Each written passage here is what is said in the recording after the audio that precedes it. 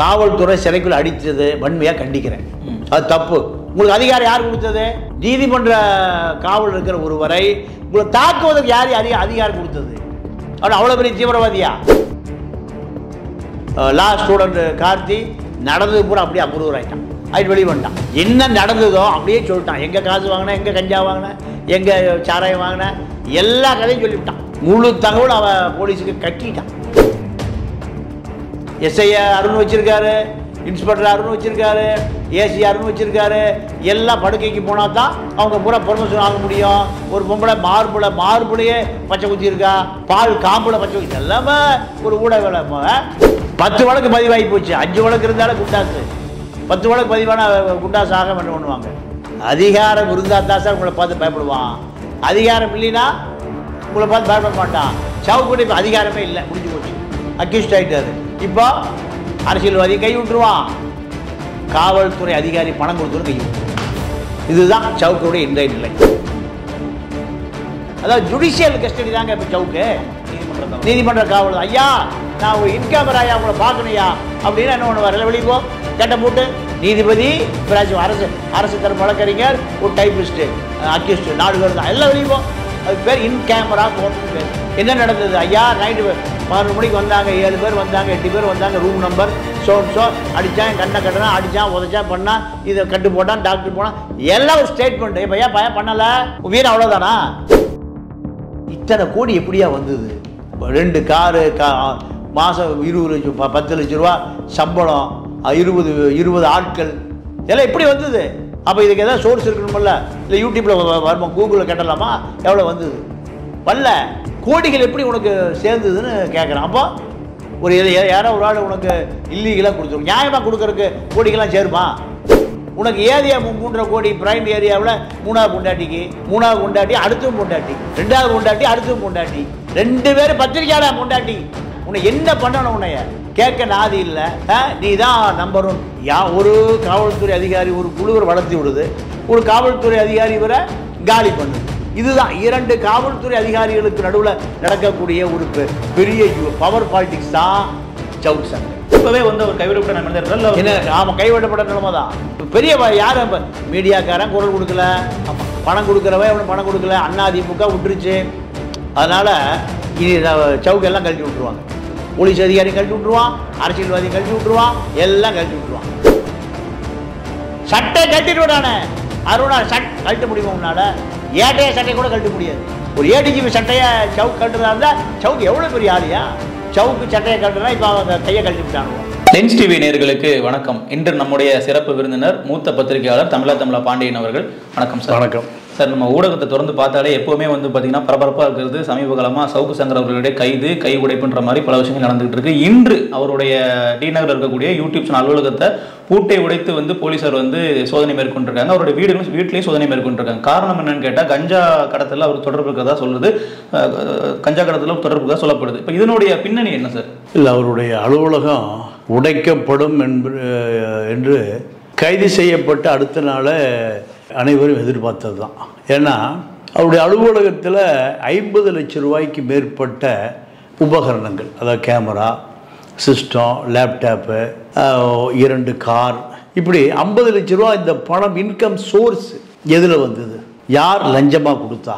உயர் போலீஸ் அதிகாரிகள் 2 பேரை இப்போ இந்த அரசு சந்தேகப்படுது. அவர்கள் அந்த 2 பேருமே 20,000-30,000 கோடி ரூபா வைத்திருக்கிற ரியல் எஸ்டேட் அதிபர்கள். ஒருவர் ரிட்டையர் ஆகிட்டார், ஒருவர் இருக்கார். அப்போது இவர்களுக்கு இதில் ஏதாவது பின்னணி இருக்கா? இவர்களுக்கு ஏதாவது ஆதாரம் இருக்கா? இப்படியான ஒரு நகர்வு தான் இப்போது சவுக்கு சங்கரை நோக்கி நகருது. என்னென்னா ஆரம்பத்தில் 2010களில் காவல்துறை அதிகாரிகள் தான் இவர் இவ்வளோ உயரத்துக்கு கொண்டு போனாங்க. சவுக்கு இணையதளம் இருந்த காலத்தில் சவுக்கு இணையதளம் இருந்தது. அதாவது அப்போ வந்து சும்மா ஒரு மானிட்டர், ஒரு கீபோர்டு, இதுதான். இது எங்கே ஆரம்பிச்சதுன்னு கேட்டிங்கன்னா சவுக்கு விஜயகுமார் வழக்கறிஞரோட அலுவலகம். அவர் ஒரு கம்யூனிஸ்ட் வழக்கறிஞர், ஒரு பெரிய போராளி, சமூக சிந்தனையாளர். நீங்கள் இந்த பார் கவுன்சில் எலெக்ஷனில் பைசா தண்ணி கொடுக்காம நிற்பார். நீங்கள் ஒரு 2வது இடத்துக்கு வருவார். பல கோடி ரூபாய் செலவு பண்ணுவாங்க, ஜெயிப்பாங்க. இவர் எந்த செலவு பண்ணாமையே இவர் 2வது, அவ்வளோ நேர்மையான ஒரு வழக்கறிஞர் தான் விஜயகுமார். அவருடைய அலுவலகத்தை இவரை நீங்கள் இதே இப்போ காவல்துறை அதிகாரிகள் 2 பிரிவு, ஒரு பிரிவு இவருக்கு ஆதரவு, ஒரு பிரிவு இவரை எதுக்குனுங்கிறாங்க. அப்போ ஆதரவு அதிகாரிகள் யாருன்னு கேட்டிங்கன்னா அதிமுக உயர் அதிகாரிகள், இவரை ஜாபர் சேட்டு திமுக ஆதரவு அதிகாரி. அப்போ 2 அதிகாரி, ஒரு வளர்த்துறாரு, ஒருத்தர் காலி பண்ணுறாரு. இன்னைக்கு அதே நிலைமை தான். அதிமுக ஆதரவு எடப்பாடி சப்போர்ட் பண்ணுறாரு, வேலுமணி சப்போர்ட் பண்ணுறாரு, தங்கமணி, வீரமணி, எல்லா மணிகளும் சப்போர்ட் பண்ணுறாங்க. அந்த ரியல் எஸ்டேட் 2 கமிஷனர்களும் பின்னணியில் இருக்காங்க. ஆனால் திமுக காவல்துறை உயர் அதிகாரி அருண் இவரை எப்படியாவது இவருடைய மீடியா லைஃபு திமுக ப்ளஸ் திமுக, இவர் அதிமுகவுடைய லாபிஸ்டாக இருக்கார். அதனால் ஒரு காவல்துறை அதிகாரி ஒரு குழுவை வளர்த்தி விடுது, ஒரு காவல்துறை அதிகாரி இவரை காலி பண்ணுது.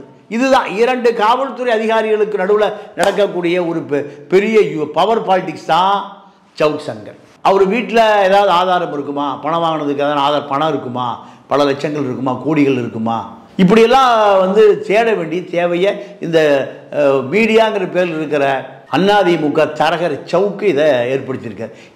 இவருடைய லைஃப் ஆரம்பத்தில் 2010 எடுத்தீங்கன்னா எல்லாமே கிரைம் ஸ்டோரி தான். ஸ்ரீமதி வழக்கிலிருந்து இன்றைக்கி கஞ்சா வழக்கு வரைக்கும் எல்லாமே கிரைம் ஸ்டோரி தான். மனிதாபிமான நடவடிக்கை எதுவுமே இல்லை. இவ்வளவு திமிரு, ஆணவம் எல்லாம் யார் ஃபண்டு பண்ணுறான்னு கேட்டிங்கன்னா இந்த காவல்துறை உயர் அதிகாரிகள் ப்ளஸ் பிஜேபி ப்ளஸ் ஏடிஎம்கே. யாருக்கு எதிராக? திமுகவுக்கு எதிராக. லட்சம் கோடிகள்லாம் சாதாரணம். மணல் மாஃபியாக்கள் கொட்டி கொட்டி கொடுக்குறான். சட்டவிரோதமாக காசா கிராண்டு, பாசியம் கன்ஸ்ட்ரக்ஷன், இந்த மார்வாடி, இது ஜெயின் பில்டர்ஸ், இப்படி பல எல்லாம் புறம்போக்கில் இடம் கட்டி விற்கிறான். புறம்போக்கு இடங்களில், அதாவது அரசு நிலத்தில், நத்த புறம்போக்கில், இப்படி பல இடங்களில் பில்டிங் கட்டி விற்கிற இந்த கட்டுமான நிறுவனங்கள் மாதம் 5 லட்ச ரூபா கொடுக்குறையா, அதை பற்றி பேசிடக்கூடாது. 5 லட்சம் பேர் பார்த்துருவான், 2 லட்சம் பேர் பார்த்துருவான். கட்டுமான நிறுவனங்கள் பூராமே போலி, எல்லாம் அரசியல்வாதி பின்னணி தான். 20 வருஷம் அது பல விழுந்துருது. இவர்கள் கொடுக்குற பலாயிரம் கோடி 20 வருஷத்தில் புலவலும் போயிடுது. இடமும் அரசு நிலம், அது எங்கே போவான்? இதை பற்றி எந்த விழிப்புணர்வும் இல்லையா, யாரும் சொல்கிறது இல்லை. சவுக்கு ஏதாவது சொல்லிடுவாருன்னு எல்லாம் எனக்கு தெரிஞ்சு 5 கன்செஷன் மாதம் 5 லட்ச ரூபா, 25 லட்ச ரூபா கொடுக்குறாரு. இதுதான் இவருடைய இவ்வளோ பெரிய வளர்ச்சி. இதுக்கு பின்னணியில் இந்த காவல்துறை உயர் அதிகாரிகள், கீழ் அதிகாரிலாம் இல்லை.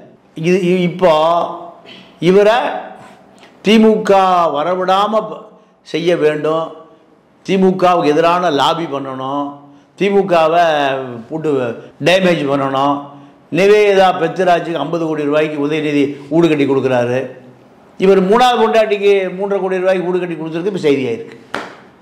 நிவேதா பெத்ராஜுக்கு 50 கோடி ரூபா கொடுக்குறாரு. அவர் அரசியல்வாதி, 1 லட்சம் கோடி திமுக அறக்கட்டையில் இருக்கு, அவர் கட்டி கொடுக்கலாம். உனக்கு ஏது? நீ சாதாரண கிளார்க்கு, உனக்கு ஏரியா 3.5 கோடி பிரைம் ஏரியாவில் 3வது பொண்டாட்டிக்கு, 3வது பொண்டாட்டி அடுத்தும் பொண்டாட்டி, 2வது பொண்டாட்டி அடுத்தும் பொண்டாட்டி. அப்போ இதுதான் உன்னுடைய ஊடக அறமா? 2 பேர் பத்திரிக்கையாளர் பொண்டாட்டி, உன்னை என்ன பண்ணணும்? உன்னைய கேட்க நாதி இல்லை. நீ தான் நம்பர் 1. நீ சொன்னார 3 லட்சம் பேர் பார்க்குறான். தமிழ்நாடு அரசியல் குட்டிச்சவராக போன மாதிரி மீடியா குட்டிச்சவராக போச்சு. இவர் தான் அதை ஆணவமாக பேசுவார். பின்னாடி திரும்பினா 1 டன் அழுக்கு வண்டி. மகாலட்சுமி இந்த மாதிரி இன்னும் கோர்ட்டுக்கு போயிட்டுருக்கு. 15 கிலோ பாடி வச்சுருக்கான். யார்? இந்த கிஷோர் சாமி. இவன் இந்த சவுக்கு சங்கருடைய கூட்டாளி. இப்போ அவன் குண்டாசு படிப்பு தான் வந்தான். மகாலட்சுமி ப்ரெஸ் மீட்டில், நான் ஏற்பாடு பண்ண ப்ரெஸ் மீட்டில் சங்கர மகாலட்சுமி உட்காந்துருக்காங்க. உனக்கு எய்ட்ஸ் இருக்கான்னு கேட்குறான். இந்த மார்வாடி பைய ஆர்எஸ்எஸ்க்காக புரோக்கர் வேலை பார்க்குற கிஷோர் சாமி. அப்போ இவன் சவுக்குக்கான ஆள், ப்ரெஸ் கிளப்புக்கான ஆள், சட்டவிரோதமான சங்கம் இந்த ப்ரெஸ் கிளப்பு. அவ்வளோ அக்கிஸ்டும் கூடுற இடம். அவளு இது வரைக்கும் அங்கேருந்து 3 பேர் குண்டாசில் போயிட்டு வந்துட்டான். ஒன்று அன்பழகன் குண்டாசில் போயிட்டு வந்துட்டான், அடுத்து கிஷோர் சாமி, இப்போ சவுக்கு குண்டாசில் போகிறான். ப்ரெஸ் கிளப்பா இல்லை குண்டாஸ் கிளப்பா? அது குண்டர்களை உருவாக்குற சட்டவிரோத கிளப்பு தான் ப்ரெஸ் கிளப்பு. பச்சைமுத்து ஜெயிலில் இருந்தானா இல்லையா? பச்சைமுத்து ஜெயிலில் இருந்தானா இல்லையா? யாரை ஏமாற்றி? மாணவர்களை ஏமாற்றி, மெடிக்கல் மாணவர்களை ஏமாற்றி பச்சைமுத்தி ஜெயிலில் இருந்த பேரில் ஒரு ப்ரெஸ் கிளப்புனா, அந்த ப்ரெஸ் கிளப்பை தரப்பட்டு பண்ண வேண்டாமா? உடச்சி எரிய வேண்டாமா? அதை அயோக்கி பயிலுக்கு அவ்வளோ பேரும் என்ன வேலை? டிரான்ஸ்ஃபர் வாங்கி தர்றேன், போஸ்டிங் வாங்கி தரேன், ஊரை ஏமாத்துறது, ஊரடிச்சு உலையில போடுறது. இது ஒரு ப்ரெஸ் கிளப்பா? அது நியாயமான ப்ரெஸ் கிளப்பு. மோகம் வச்சுருந்தான் எம்இஜே, அவன் செத்து போயிட்டான். இப்போ காடு விற்கிற பையன் பூரா ப்ரெஸ் கிளப் வச்சுருக்கான். ஆடு விற்கிற, மாடு விற்கிறவன், கருவாடு விற்கிறவன், நண்டு விற்கிறவனுக்கு பூரா ஒரு ப்ரெஸ்ஸு கார்டு, பொண்டாட்டிக்கு ஒரு கார்டு, பிள்ளைக்கு ஒரு கார்டு, மோட்டார் சைக்கிள் ஓட்டுறதுக்கு ஒரு அரசாங்க எம்பளம் மாதிரி டூப்ளிகேட்லாம் கார்டு 5000 ரூபா. அவன் பத்திரிக்கையாளனா ஏதாவது எழுதியிருப்பானா, ஏதாவது ஒரு பேரா எழுத தெரியுமா? ஒன்றுமே தெரியாது. ஏதாவது ஒரு மேட்ரை குறிப்பு இல்லாமல் ஒரு 5 நிமிஷம் பேச தெரியுமா? தெரியாது. ஒரு 10 வருஷம் வரலாறு தெரியுமா? 25 வருஷம் வரலாறு தெரியுமா? எல்லாம் ப்ரெஸ் கிளப். இந்த ப்ரெஸ் கிளப்புக்கு தலைமை பாரதி பாதி தமிழன். இவர் போய் சவுக்கு போய் சேர்ந்த இடம் ப்ரெஸ் கிளப்பு. ஒரு 1000 கோடி ரூபாய் நிறுவனம் குமுதத்தை ஆட்டையை போட்டதே இந்த பயிலுவு தான். மேனேஜர் ஓனர் ஆகிட்டான். ஓனர் தப்பிச்சு ஓடி போயிட்டான். எஸ்ஏசி ஜவஹர் பழனியப்ப தப்பிச்சு ஓடி போயிட்டான். வேலைக்கு வந்த வரதராஜே இப்போ அந்த பில்டிங் வச்சிருக்கான். 1000 கோடி ரூபா குமுத நிறுவனம். இதுக்கு யார் காரணம்? பெரிய குற்றவாளி செத்து போயிட்ட கோசல்ராமு, அடுத்தது சவுக். மர்டர் கேஸ் அக்யூஸ்டு ஜான் கி வில்சன். ஆளுக்கு பாரு அக்யூஸ்டு பயிலுக்கு கூடுற இடம் பூரா ப்ரெஸ் கிளப்பு.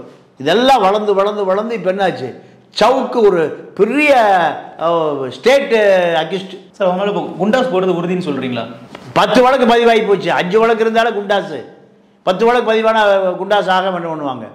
நீங்கள் இவனோடு இருந்த அந்த அறந்தாங்கி லா ஸ்டூடெண்ட் கார்த்தி நடந்தது பூரா அப்படியே அப்ரூவர் ஆகிட்டான். ஆகிட்டு வெளியே வந்துட்டான். என்ன நடந்ததோ அப்படியே சொல்லிட்டான். எங்கே காசு வாங்கினேன், எங்கே கஞ்சா வாங்கினேன், எங்கே சாராயம் வாங்கினேன், எல்லா கதையும் சொல்லிவிட்டான் காவல்துறைக்கு. அப்போ குண்டாஸ் போட்டு ஈஸியாக டாக்குமெண்ட் கிடச்சி போச்சு. உனக்கு எங்கேருந்து கட்டிங் வரும், எங்கே மாமூல் வரும், எத்தனை அக்கௌண்ட்டு, யார் கேஷாக கொடுப்பா, யார் அவன் வாங்கி கொடுக்குறது, யார் அந்த அறந்தாங்கி பையன், அவன் வந்து ஐயர் பையன். முழு தகவல் அவன் போலீஸுக்கு கட்டிட்டான். எல்லாமே அதை வச்சு தான் இப்போ போலீஸு நகருகிறது. சார் ஆனால் இப்போ கஞ்சா கடத்தல்னு சொல்கிறது சரியா சார்? கஞ்சா கடத்தல் பண்ணுறாங்க இல்லை அவரு, அதாவது நான் ரொம்ப டீப்பாக சில விஷயங்கள் பர்சனலாக நான் பேசுறது இல்லை. யாராக இருந்தாலும் கஞ்சாவை குடிக்கக்கூடிய நீங்கள் சிகரெட்லேருந்து எடுத்துட்டு அதை ஃபுல் பண்ணுகிற ஒரு மிஷின் வச்சுருந்தாருன்னு சொல்கிறாங்க. கஞ்சா குடிக்காததுக்கு அந்த மிஷின் எதுக்கு? போலீஸெல்லாம் மிஷின்லாம் எடுக்க மாட்டாங்க. கஞ்சா மொத்தம் போட்டு கேஸை ஃபுல்ஃபில் பண்ணிடுவான். அப்போ அந்த மிஷினை எதுக்குன்னு கேட்குறேன். Import machine. எனக்கு தெரிஞ்சு பல பத்திரிகையாளர் கஞ்சா குடிப்பான். பல பத்திரிகையாளர்கள் கஞ்சா குடிப்பான். நான் பேரெலாம் எல்லாம் சொல்ல முடியும். ஜெயகாந்த் தான் ஒரு கஞ்சா குடிக்கி. அவர் தான் பெரிய எழுத்தாளர். ஜெயகாந்த் ஓப்பன் அவரே சொல்லியிருக்காரு. கேள்விப்பட்டீங்களா? கஞ்சா வாங்கினவனே கொடுத்து அவர் அறிமுகப்படுத்துறாரு. மேடையில் அறிமுகப்படுத்துறாரு. நான் கஞ்சா குடிப்பேன், வந்து நான் கஞ்சா வாங்கி கொடுக்குறான். ஏரியாவில் இருக்கிற ஒரு ரிக்ஷா ஓட்டுறவன் மேடையில் பகிரங்கமாக பண்ணுவார். கண்ணதாசன் சொல்லுவார்ல, கோப்பையிலே என் குடியிருப்பு, ஒரு கோல மகள் என் துணை இருப்புன்னு சொல்லுவார்ல. அதே போல் ஜெயகாந்தா நான் கஞ்சா குடிப்பையான்ட்டார்.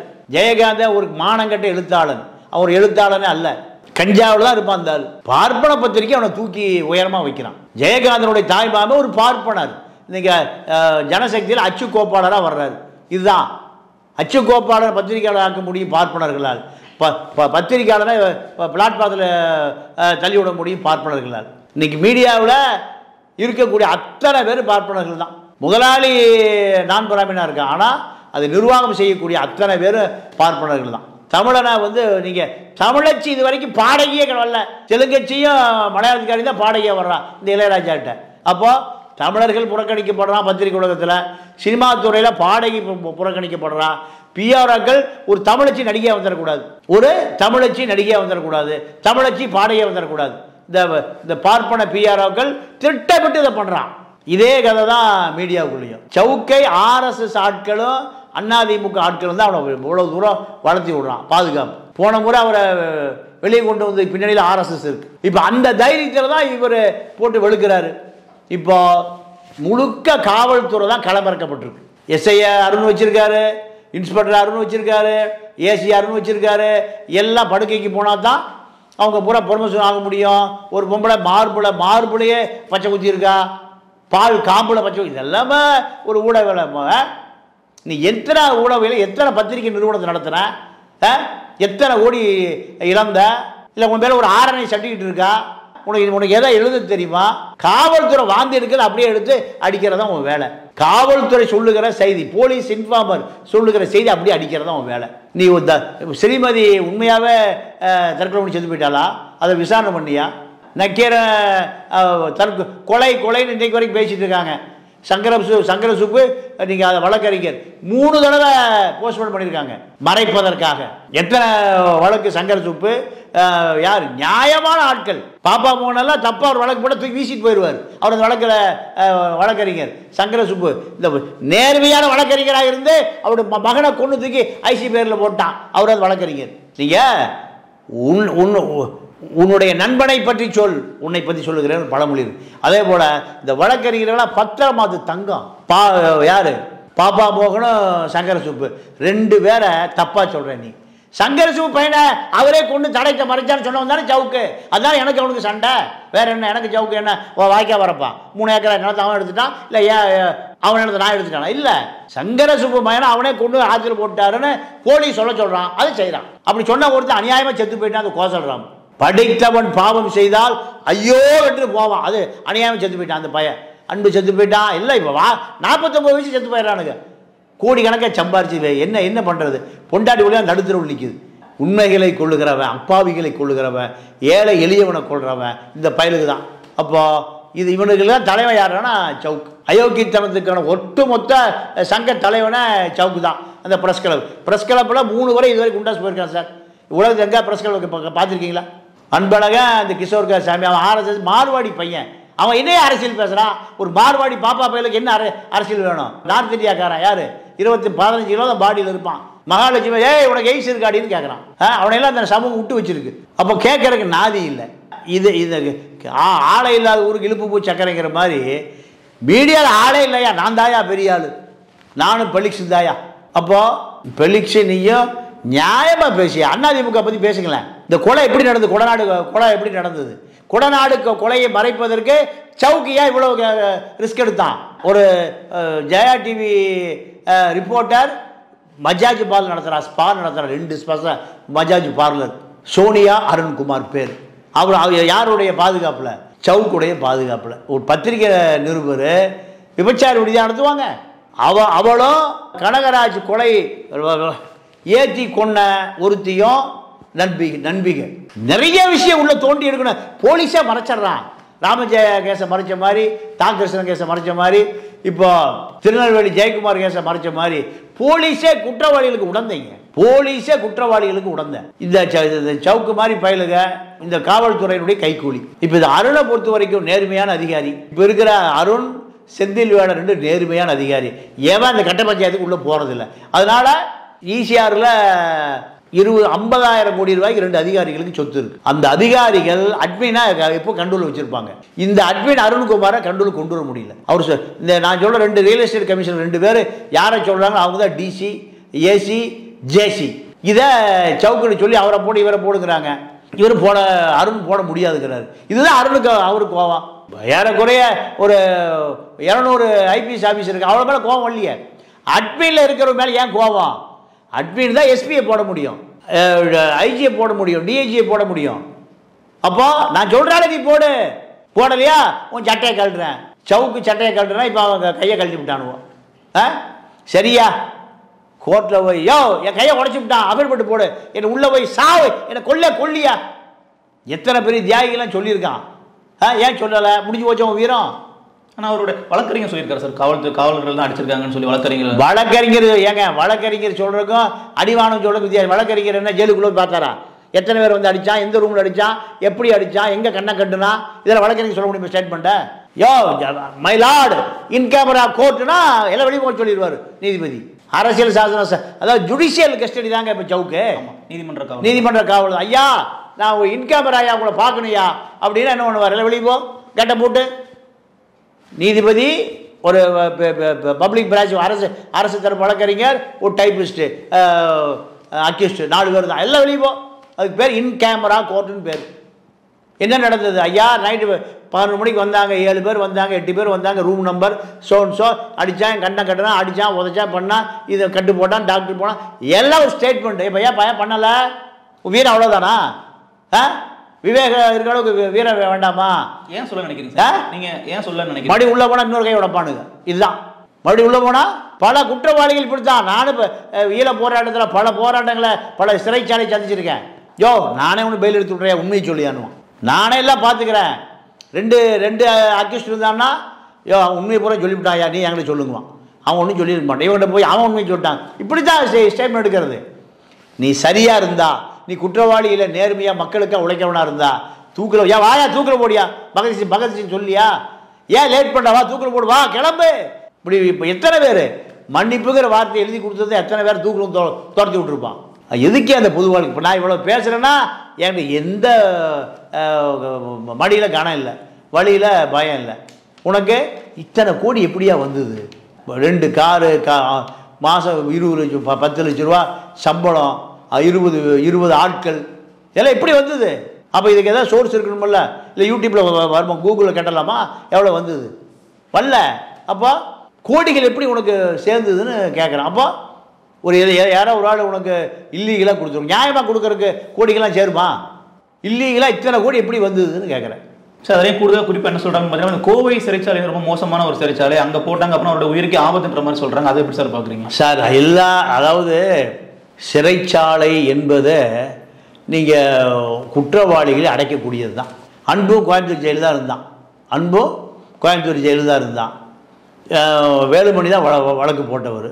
இப்போ சவுக்குக்கும் கோயம்புத்தூர் தான் வழக்கு கம்ப்ளைண்ட் கொடுத்துருக்காங்க. அப்போது இதெல்லாம் நம்ம ஒப்பிட்டு பார்க்க முடியாது. அரசாங்கம் அதுலேயும் மனிதாபிமான அதிகாரிகள் நிறைய பேர் இருக்காங்க. மனிதாபிமான அதிகாரிகள் நிறைய பேர் இருக்காங்க. அதனால் நம்ம எல்லாத்தையுமே நம்ம தவறாக கணிச்சிட முடியாது. குற்றம் சாட்டக்கூட நீதிமன்றம் ஒன்று இருக்குது, ஜுடிஷியல் ஒன்று இருக்குது. மக்கள் 3 துறை மேலே நம்பிக்கை வந்துட்டான். அதே இது நிர்வாகத்துறை, அதிகாரத்துறை, மீடியா. கடைசியாக இருக்கிறது அது நீதித்துறை தான். அதனால் நீதித்துறை கண்காணிச்சுட்டே இருக்கு. ஏன் மோடி மேலே சுப்ரீம் கோர்ட்டில் ஃபைல் பண்ணலையா? சந்திரசூட் என்ன பண்ணார்? ஒன்றுமே அவரை விலைக்கே வாங்க முடியலையே. அப்போ நீதித்துறை மேலே நம்ம என்ன நம்ம இந்த மக்கள் 140 கோடி பேருடைய நம்பிக்கையே நீதித்துறை தான். நீங்கள் 5 சுப்ரீம் கோர்ட் ஜட்ஜி வெளியே பிரஸ்ஸை சந்திக்கலையா? அதனால் நீதித்துறை இன்னும் நல்லா இருக்கு. நீதித்துறை மேலே விமர்சனம் பண்ண வேண்டிய அவசியம் இல்லை, சந்தேகிக்க வேண்டிய அவசியமே இல்லை. எல்லா அரசியல்வாதிகளுக்கு நீதித்துறை கட்டுப்படாது. இந்திரா காந்தியை கன்வின்ஸ் பண்ணாரா இல்லையா ஒரு நீதிபதி? சின்கா. ஜெயலலிதாவை குன்கா பண்ணலையா? ஜெயலலிதா எத்தனை கோடி இருக்கு, தூக்கி வீசிருக்க முடியுமா? அந்த ஆள் அளவுக்கு நோட்டை அடிக்கிறதுக்க முடியுமா? தங்க பாலமாக அடிக்கிறதுக்க முடியுமா? சின்கா திரும்பியே பார்க்கலையே. குன்கா சின்கா. இந்திரா காந்திக்கு சின்கா, ஜெயலலிதாவுக்கு குன்கா. 2 பேரும் ஒன்றுமே நகர்த்தவே முடியல. நீதி இருக்கா இல்லையா? இந்தியாவில் நீதி அரசர் இருக்காங்களா இல்லையா? அதனால் எல்லாத்தையும் நம்ம சந்தேகப்படக்கூடாது. சவுக்க காவல்துறை சிறைக்குள்ள அடித்தது வன்மையாக கண்டிக்கிறேன். அது தப்பு. உங்களுக்கு அதிகாரம் யார் கொடுத்தது? காவல்துறையா? நீதிமன்ற காவல் இருக்கிற ஒருவரை உங்களை தாக்குவதற்கு யார் அதிகாரம் கொடுத்தது? அவன் அவ்வளோ பெரிய தீவிரவாதியா இல்லை பயங்கரவாதியா? இல்லையே. ரைட்டு. இத்தனை வழக்கிலேயே முடிஞ்சு போச்சு. இப்போ 2 வருஷம் அவர் சைலண்ட் மூடுக்கு போயிடுவார். 2 வருஷம்? ஆமாம் ஆமாம் ஆமாம். ஏன்னா இப்போ வெளியே வரக்கு 6 மாதம் ஆகும். வெளியே வந்த பிறகு அவரை அதிமுக தான் பேக் பண்ணுவாங்க. அதிமுக நம்ம ஆட்சி விட்டு பார்த்துக்கலான்னு யாரும் பணம் தர மாட்டான். அதிமுக ஆட்சி விட்டு பின்னாடி பார்த்துக்கலான்னு அவனும் கை விட்டுருவான். காவல்துறை அதிகாரி இனி வேண்டாம், ரிஸ்க் எடுக்க வேண்டாம், பார்த்துக்குவான். அடுத்து எங்கள் மேலே பாஞ்சிருவாங்க. திமுக எங்கள் மேலே பாஞ்சிடானா எங்கள் கதை? நாங்கள் 20,000 கோடி பல கொலைகளை பண்ணி, பல கொள்ளைகளை அடித்து, பல பண்ணையார்களை வச்சு இந்த 20,000 கோடி சேர்த்துருக்கோம். அதனால் இதெல்லாம் போய் ரிட்டையர்ட் ஆனவரும் ஜெயிலில் போய் கிடக்க முடியாது. பல காவல்துறை அதிகாரி தற்கொலை பண்ணி செத்து போயிட்டான். சிறைக்குள்ளே செத்து போனாலும் எனக்கு தெரியும். உள்துறை செயலாளர் நாகராஜன் என்ன ஆனார்? அடைபட்டு கிடந்து செத்து போயிட்டார். பல போலீஸ் அதிகாரிகளை என்னால் சொல்ல முடியும். அதனால் இது சவுக்கெல்லாம் கழட்டி விட்டுருவாங்க. போலீஸ் அதிகாரியும் கழட்டி விட்டுருவான், அரசியல்வாதியும் கழட்டி விட்டுருவான், எல்லாம் கழட்டி விட்டுருவான். இப்போவே அவர் கைவிடப்பட்ட நிலைமை என்ன? ஆமாம், கைவிடப்பட்ட நிலைமை தான். இப்போ பெரிய யாரும் மீடியாக்காரன் குரல் கொடுக்கல. ஆமாம், பணம் கொடுக்குறவன் அவனு பணம் கொடுக்கல. அதிமுக விட்டுருச்சு. சரி, எல்லாமே உங்களால் மீண்டும் பெரிய அளவில் எமோஷனலாக மாசாக்க முடியும்னா பயந்துக்குவான். ஒன்றுமே இல்லை, டிஸ்குன்னு போச்சுன்னா கழட்டி விட்டுருவான் யாரையுமே. நீங்கள் அதிமுக ஜெயிச்சா லாயர் ஷோட்டில் கூட்டமாக இருக்கும். தோற்று போய் திமுக ஜெயிச்சுன்னா அங்கே ஆளே வரமாட்டான். பார்த்தோமா இல்லையா? திமுக ஆளுங்கட்சியாக இருந்தால் அறிவாளத்தில் கூட்டமாக இருக்கும். திமுக தோற்று அதிமுக ஜெயிச்சு அறிவாளி பக்கம் அவனுக்கு போகவே மாட்டான். 5 வருஷம் கட்சிக்காரனே போக மாட்டான். நான் எம்ஜிஆர் முதலமைச்சராக இருந்த காலத்தில் கருணாநிதி சென்னையில் பார்த்துருக்கேன். ஒரு டிரைவர் ஓட்டுவார், ஒரு அம்பாசிடர் காரில் தனியாக போவார். நான் பல முறை பார்த்துருக்கேன். அதே கருணாநிதி 100 காரில் கான்வாயில் போனதையும் நான் பார்த்துருக்கேன். ஜெயலலிதா தனியாக காரில் போனதையும், நான் காண்டசா காரில் போனதையும் நான் பார்த்துருக்கேன். அதுக்கு பின்னாடி ஒரு 100 காரில் ஜெயலலிதா புல்லட் ப்ரூஃபோட கான்வாயில் போனதையும் பார்த்துருக்கேன். இதெல்லாம் சாதாரணமாக நடக்கும். அதிகாரம் இருந்தால் கூட எல்லா பேரும் வருவான் சார். அதிகாரம் இல்லைன்னா ஒரு வேளை திரும்பி பார்க்க மாட்டான். எனக்கு ஒரு குரு ஒருத்தர் தாசில்தாராக இருந்தார் திருப்பூரில். நான் சொல்ல ஒரு 85-90களில். அவர் எளிமையான தாசில்தார், நேர்மையான ஆள், எதுக்கு மயங்காதவர். சாதிக் பாச்சான்னு ஒருத்தர் இருந்தார், திமுகவுடைய பொருளாளர். எல்லாம் மறந்துட்டாங்க மக்கள். அவருடைய அக்கா மகன் உடுமலைப்பேட்டைக்கார். அரிசி லாரிலாம் மறிப்பார், ஜீப் இருக்கும் மறிப்பார். நான் நைட்டில் என்ன பண்ணுவேன், நீங்கள் நான் அவர் கூட போய் இருப்பேன். மோட்டார் சைக்கிளில் நான் 2 பேர் வருவோம். அப்போது அரிசி லாரி இந்த திருட்டு மண்ணெல்லாம் நிறுத்துவார். எல்லாம் முடிஞ்சு போச்சு. அவர் ரிட்டையர் ஆகிட்டார். ரிட்டையர் ஆகி ஒரு நாள் நான் அவர் இதை பகலில் எங்கேயும் 2 மோட்டார் சைக்கிள் போயிட்டு இருந்தான். டக்குன்னு வண்டியில் எட்டி குச்சி போய் லாரி நிறுத்துறாரு. லாரியை அவன் இப்படி வெட்டி ஓட்டிட்டு போயிட்டான். திருட்டு போய் இப்படி போகிறானாரு. நான் குடிச்ச அண்ணா நம்ம ரிட்டையர் ஆகிட்டோம். ஓ, அதுதான் நிறுத்தாமல் போகிறானா. அப்போ அதிகாரம் இருந்தால் தான் சார் உங்களை பார்த்து பயப்படுவான். அதிகாரம் இல்லைன்னா உங்களை பார்த்து பயப்பட மாட்டான். சவுக்கூட இப்போ அதிகாரமே இல்லை, முடிஞ்சு போச்சு. அக்யூஸ்ட் ஆகிட்டாரு. இப்போ அரசியல்வாதி கை விட்டுருவான், காவல்துறை அதிகாரி பணம் கொடுத்துன்னு கை விட்டுருவான். இதுதான் சவுக்கருடைய இன்றைய நிலை. சரி, இப்போ சவுக்கு அவர்கள் ஏற்கனவே வந்து நீதிபதிகள் குறித்து தவறாக பேசி சிறைக்கு சென்று திருப்பி மீண்டும் வெளியே வந்திருக்காரு. இப்போ மறுபடியும் காவலர்கள் பற்றி பேசுறதுனால அந்த பழைய வழக்கரோட இம்பாக்ட் அதில் இருக்குமா? கண்டிப்பாக இருக்கும், கண்டிப்பாக இருக்கும். போன முறை அவருக்கு ஒரு பெரிய சக்தி பின்னாடி இருந்து காப்பாற்றினாங்க. இப்போ அந்த சக்தி இல்லை. யார் சார் அந்த சக்தி? யார் எக்ஸ் ஆர் ஒய், அந்த சக்தி தான் அவரை காப்பாற்றினாங்க. அந்த சக்தி இப்போ இல்லை. காவல்துறையால் கூப்பிட்டு தயவுசெய்து ஒதுக்கிருட்டாங்க. அந்த சக்தியை பெரிய பவர் சென்டர் அதை கூப்பிட்டு நீங்கள் தயவுசெய்து ஒதுக்கிருட்டாங்க. அப்போ அதுவும் இல்லை. இப்போ தனித்து விடப்பட்டார்.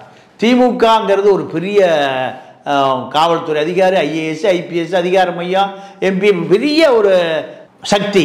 அதை மோதி நீ ஜெயிக்கக்கூடிய அளவுக்கு உனக்கு பின்னாடி எவனும் இருக்க மாட்டான். இதுவும் ஊழல், அதுவும் ஊழல். 2 ஊழலுக்கு நடுவில் நடக்கிற சண்டையில் நீ குட்டி ஊழல், நீ தடுத்து நிறுத்தி சட்டை கழட்டிட்டு விடானே. அருணா கழட்ட முடியுமா உன்னால? ஏட்டைய சட்டையை கூட கழட்ட முடியாது. ஒரு ஏடிஜிபி சட்டையை சவுக்கு கழட்டுறதா இருந்தால் சவுக்கு எவ்வளோ பெரிய ஆளியா? சட்டை கழட்டிடுவேன். பல சட்டைகளை நான் கழட்டவன நான் பார்த்துருக்கேன். பல பேர் சட்டை விடாமல் தெரியாத நான் பார்த்துருக்கேன். ஏட்டைய சட்டை கூட கழட்ட முடியாது. நீ ஏடிஜிபி சட்டையை கழட்டு நீ சொல்கிற. அப்போ உனக்கு அறிவு இல்லை, அதிகாரம், மமதை, கொஞ்சம் சோர்ஸு. நீங்கள் எனக்கு தெரிஞ்சு சார், நான் இந்த துறைக்கு வந்து 90ல் வந்தேன். அது ஒரு 10, இது ஒரு 24-34 வருஷம் ஆச்சு. தெருவில் தெரிஞ்சிட்டு இருப்பான். எனக்கு தெரிஞ்ச ஒருத்தர் பழைய இரும்பு திருடி விற்று போலீஸில் மாட்டிக்கிட்டான். ஒரு பத்திரிக்காரன் போய் ஒரு மாலை மூசி ரிப்போர்ட் போய் போலீஸ் சொல்லி, சார் விட்டுருங்க சார், பாவம் தெரியாமல் பண்ணிட்டான் அப்படின்னு அவனை காப்பாற்றி விட்டு வந்துட்டான். அந்த திருடன் ஒரு 10,000 ரூபா கொடுக்குறான். 10,000 ரூபாயில் இவன் மாலை மூசி ரிப்போர்ட் 5000 வச்சுக்கிட்டு இன்ஸ்பெக்டருக்கு 5000 கொடுத்து கதையை முடிச்சிட்டான். இந்த திருடன் பார்த்தான், ஓ ரிப்போர்ட்னா போலீஸ் பயப்படுவானா? உடனே வந்தால் வெளியில் வந்தால் ஒரு புத்தகத்தை ஆரம்பித்தான். 500 புக் அடித்தான். ரிப்போர்ட்டர் ஆகிட்டான். ரிப்போர்ட்டர் ஆகி ஒரு 6 மாதம் 1 வருஷத்தில் ஒரு பத்திரிகை சங்க தலைவர் ஆகிட்டான். யார்? பழைய இரும்பு திருடுறேன்.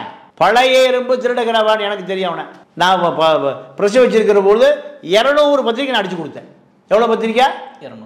தமிழா அச்சகத்தில் வெப் ஆப்செட்டு, அதில் நக்கேரில் இருக்கிறதை போல, தினத்தந்தியில் இருக்கிறத போல, தினகரில் இருக்கிறத போல, தினகரெலாம் வாங்கினேன் மிஷின். நான் பாண்டிச்சேரி தினகரில் தான் வாங்கினேன்.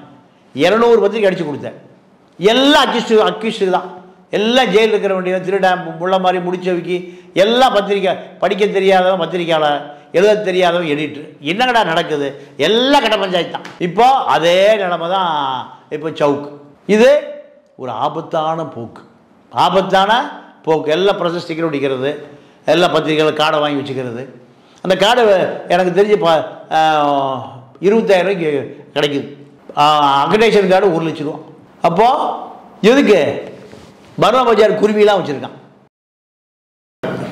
இப்படி ஆகி போச்சு. அப்போது ஊடகத்துறை, ஊடக அரண் என்பது நீங்கள் நடுநிலையோடு இருக்கிறவன் வறுமையில் தான் சாவுறான். நான் கடைசியாக ஒன்று சொல்லி முடிச்சுக்கிறேன். ஒரு கம்யூனிஸ்ட் பத்திரிகையாளர் பேர் கார்கி. எம்ஜிஆர் சிஎம்மாக இருந்தார். எம்ஜிஆரை தொடர்ந்து எழுதுவான் அந்த கம்யூனிஸ்ட் தினசரியில். எம்ஜிஆர் தூக்க கெட்டு போவார். அந்த கார்கினுக்கு என்ன சொத்து தெரியுமா? ஒரு ஓட்டர் சைக்கிள். அவருடைய பலவீனம் என்ன தெரியுமா? மது குடிப்பான். சாதாரண நீங்கள் மிக சாதாரண அன்னைக்கு சம்பளம் அவனுக்கு 300 ரூபா. 300 ரூபாயில் தான் அவன் வீட்டில் அடுப்பு எரியும், குழந்தை குட்டியெல்லாம் படிக்கும். 300 ரூபா. யார்கிட்டையும் கவர் வாங்க மாட்டான். ஒரு நாள் எம்ஜிஆர் ராமாவரம் தோட்டத்துக்கு வர்றாரு, யோசிச்சுட்டே வர்றாரு. வரும்போது சைக்கிளோட ஒருத்தன் போதையில் படுத்து கிடக்கிறான். இல்லை இப்படி கிடக்கிறான்னு பார்த்தா கார்கி. காரை நிறுத்தி அவனை தூக்கி ஆஸ்பத்திரியில் போடுங்க,